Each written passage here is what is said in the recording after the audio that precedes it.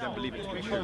Now, truth is a difficult one, though, because I think truth is how do we know our beliefs? Well, either you have to set them against some sort of objective barometer to test them whether or not they're true, or you, in many ways, you know them as true within. See, that's what I'm trying to get to, because true justified belief, we've got Getty's problem. Yeah, There's no such thing, really, in reality. There's no such thing. Now, most people, they have this superficial standard when it comes to discussion. It's like, all right, we're going to try and use our reason to try and come to the most reasonable conclusion about something. Sure. I mean, reasonable is okay, but when people think that you can actually prove anything in the same way that you have a mathematical proof of 1 + 1 is 2, you're never going to get there. Sure. So, this is my proposition. My proposition is, there is something deep within the human being which comes out, and it comes out through experiences, it comes out sometimes through spiritual experiences, sometimes through conversations, and sometimes through pure logic.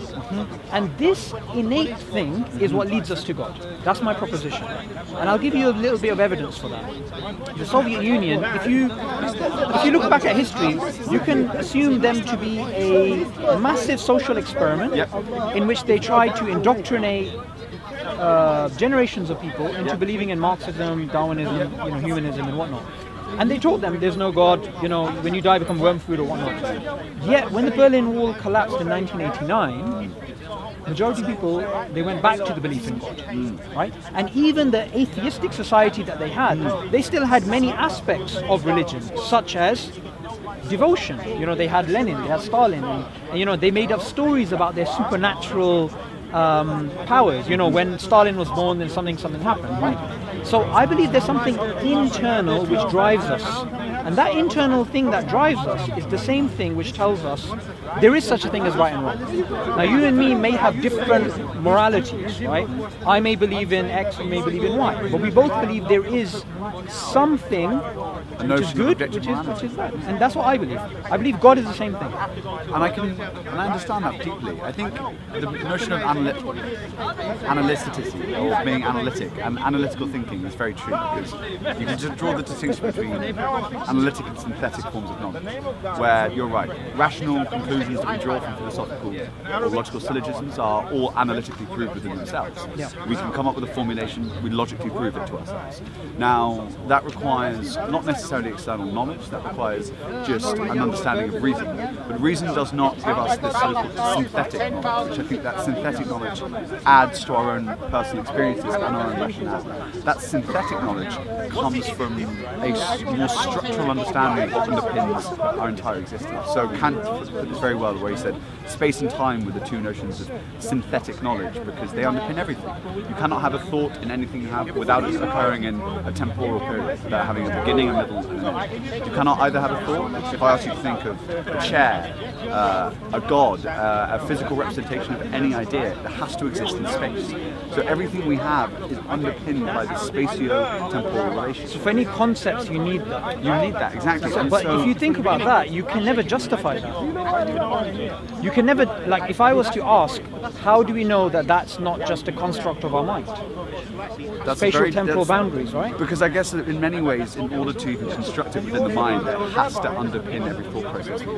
No, of course. No, I'm not challenging it. I'm just saying, if somebody was to go down a pure reason route and say, I believe in the tabula rasa, I'm going to challenge everything. You're not going to get anywhere. You're just going to be stuck in quicksand. Completely. Yeah. So I guess what I'm saying is that synthetic forms of knowledge, whilst you can attribute them to space and time, you can also attribute them, I think, to a religion. And I think that religion comes along and it's structurally underpinning it. So at which point we become aware of it, that we can't rationally think through it like an analytic form of thought. Sure. We have to become aware of it, which almost elevate us up.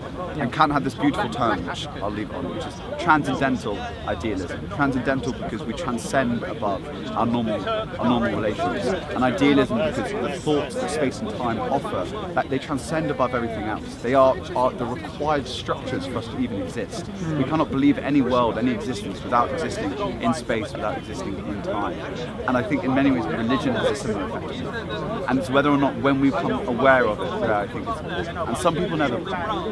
And I think one of the things which is, I think, downtrodden, but it's very powerful when it comes to the belief in God, is personal subjective experiences.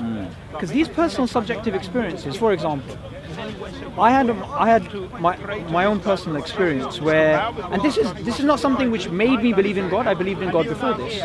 Was where I saw a dream of my sister holding a baby in her hand, and I rang her up, and she'd been married for years, and she's had kids before, and she was holding a baby girl, and the baby girl had certain features, and I said to her, "Are you expecting?" And she said, "No, I'm not expecting." And she WhatsApped me 2 weeks later and said, "Actually, I am." Right? And when that baby was born, it looked exactly like I saw it in the dream, and I had no idea. I mean, I wasn't even thinking about it in the day, and I hardly dreamed. Now, something like that, to anybody, if you try and explain it to a speaker's corner or whatever, they'll be like, "That's gibberish. That's not evidence for me." Sure. But what's important, and the lesson which I try and share, is that I already had a belief in God, and I was looking for science. And when you start on that premise, which is sometimes very difficult to accept, Alex, unless we both agree, like we did, that reason can't really lead you, pure reason can't really lead you anywhere in objectivity, right? When you start from that spiritual perspective, then reason kicks in, and that's where you can start using things like to discuss like the design argument, the argument from consciousness, the argument from causality. So what are your thoughts about those arguments for God?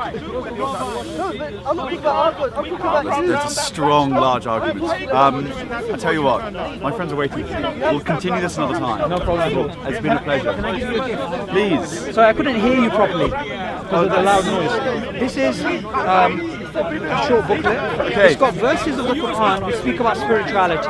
Sure. Yeah? So it's something, like I said, just look for that spiritual experience. Please, I'll come back next week as well. If you're here next week. I'm here every week. I'll chat to you again. I look forward Thank to you it. very much.